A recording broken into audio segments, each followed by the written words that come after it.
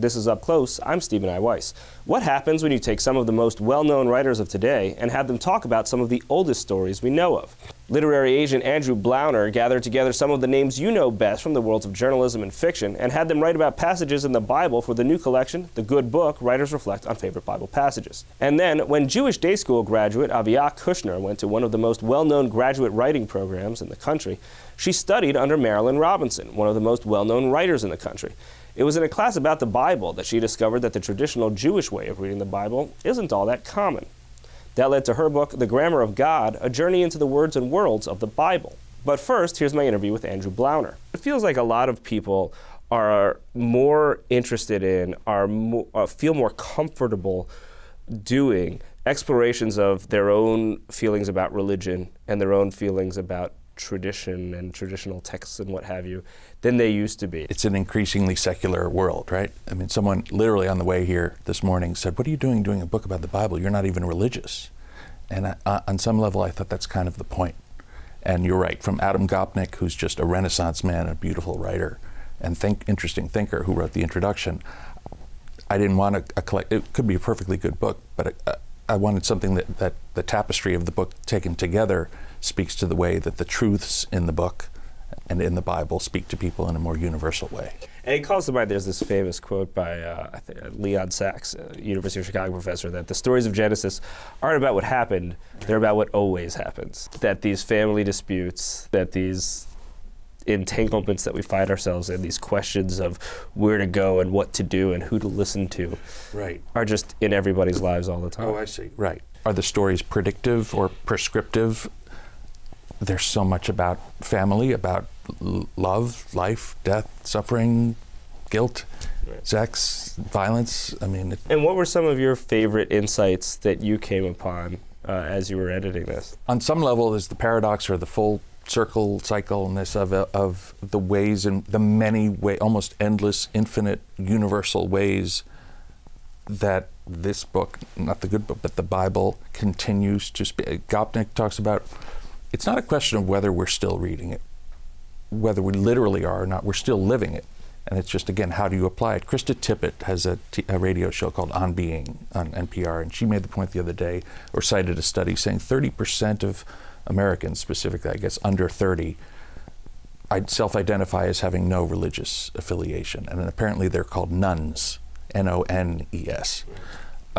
And yet that doesn't seem to take away from the meaning. I mean, some people live their lives according to do unto others or the Ten Commandments. And again, if you ask them, are you a religious person, they might.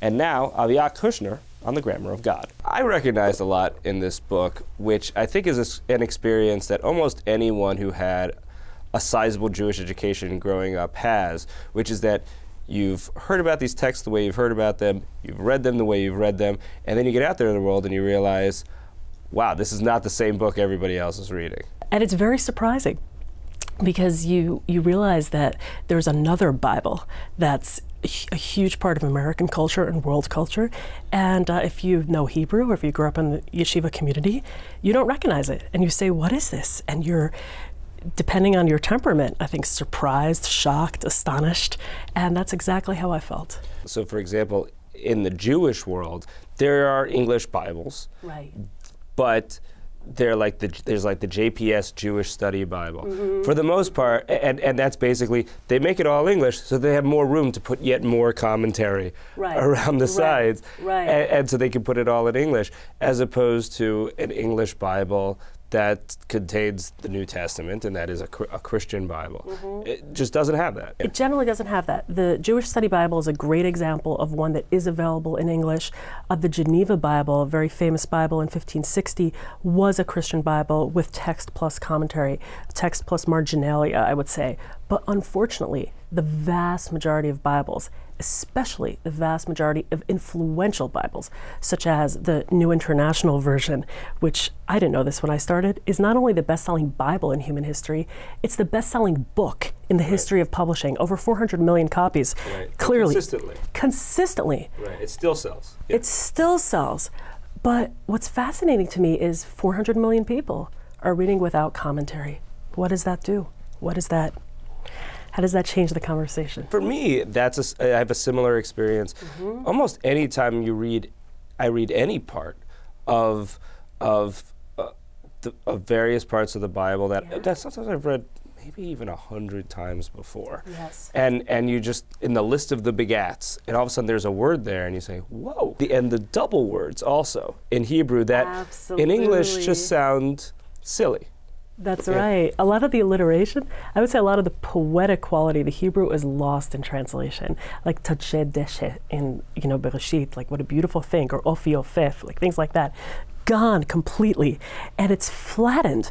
The other thing that I was saddened to realize is a lot of biblical idioms, ancient expressions don't make it through translation.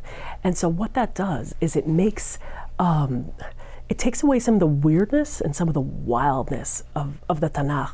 I think some of the things that have excited Hebrew readers for many centuries just aren't there anymore. That's all for this week's abbreviated web episode of Up Close. A reminder, you can see the full episode of Up Close on the Jewish Channel on cable, or listen to the full audio of the show as a free podcast available on iTunes and your favorite podcast player. The Jewish Channel is available on cable: Time Warner Cable Channel 1640, IOPLING Channel 505, RCN Channel 268, Cox Cable Channel 1, Bright House Channel 330, Verizon Fios Channel 900, and on Comcast on the on-demand menu on premium channels. For more information, visit tjctv.com.